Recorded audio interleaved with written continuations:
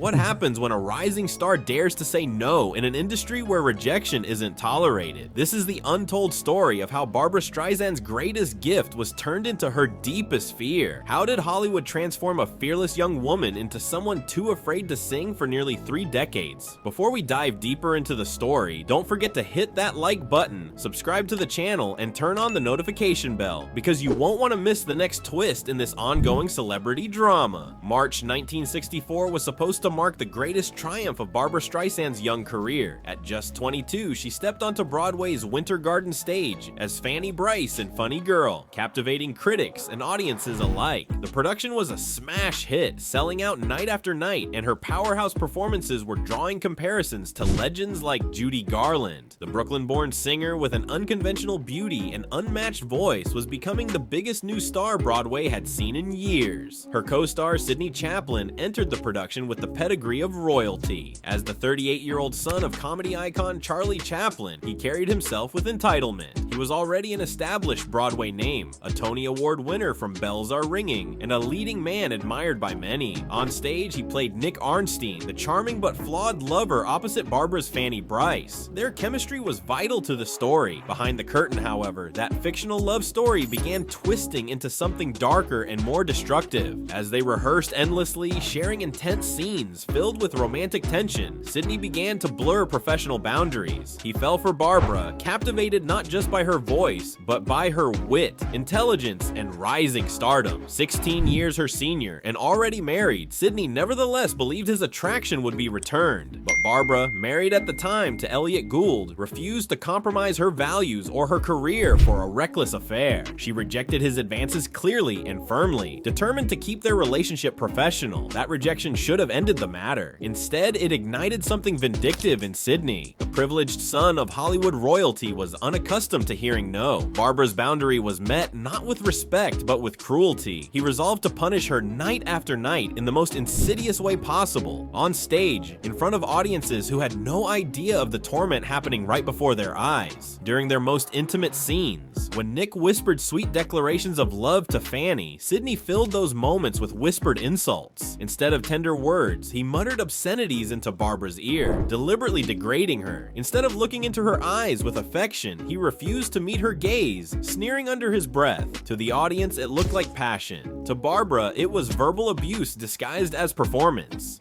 How do you survive when every scene of love is really an act of cruelty? The abuse took a devastating toll. Before shows, Barbra grew physically ill. Her body revolted at the thought of enduring more whispered hatred. She vomited before performances, her stomach racked by anxiety. Doctors prescribed opium drops just to calm her enough to make it through the night, but no medicine could heal the psychological scars. At 22, she was driven into therapy, forced to analyze why her co-star sought to destroy her spirit in front of thousands. Fellow cast members soon noticed something was horribly wrong. Linda Gerard, her understudy, later revealed she could see Sidney's deliberate attempts to upstage Barbra. Dance captain Larry Fuller remembered feeling the palpable anger radiating from Sidney whenever they shared the stage. The tension was undeniable. By August 1964, Sidney's hostility spilled into the press. He complained bitterly to the New York Post, dismissing his role as insignificant and resentfully admitting audiences cared only about Barbra. He painted himself as overshadowed, as if being paired with Broadway's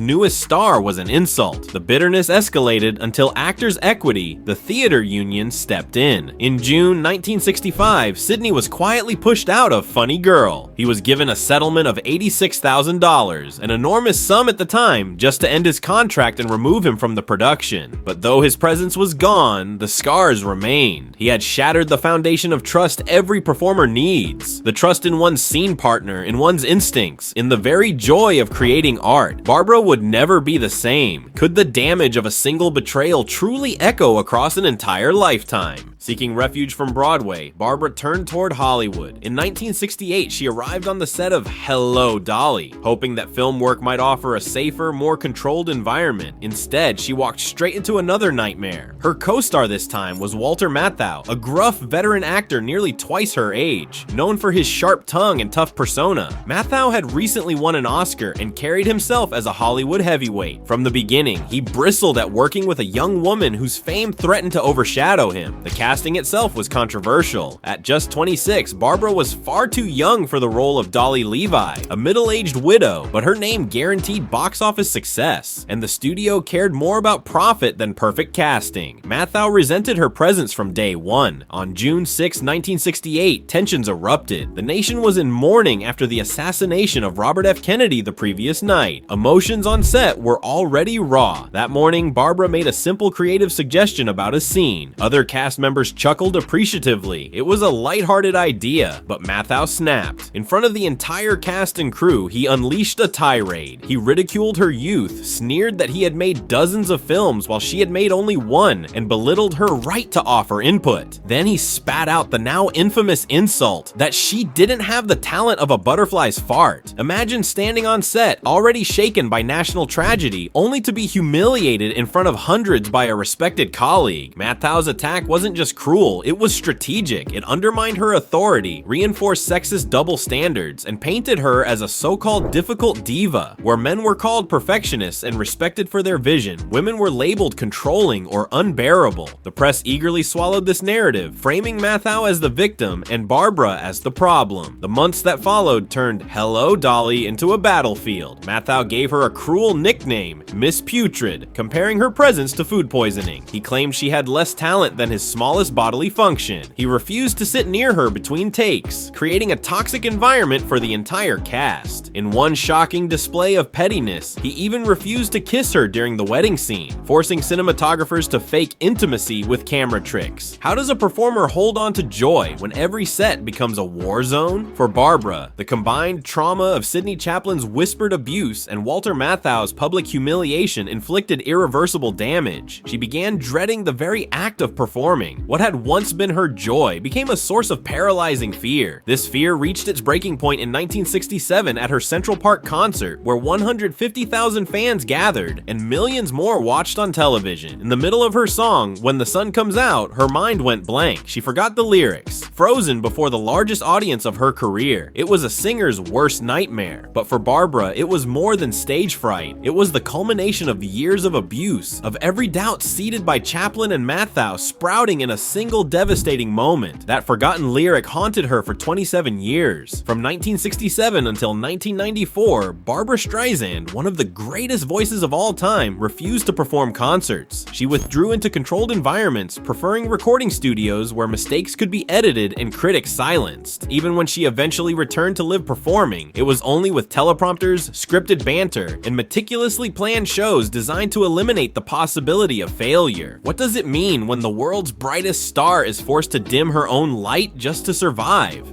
The truth is devastating. Barbra Streisand, the fearless girl who had once taken Broadway by storm, was broken down by an industry that punished her for saying no. The joy of performing, the very thing that defined her, was stolen from her by cruelty, envy, and sexism.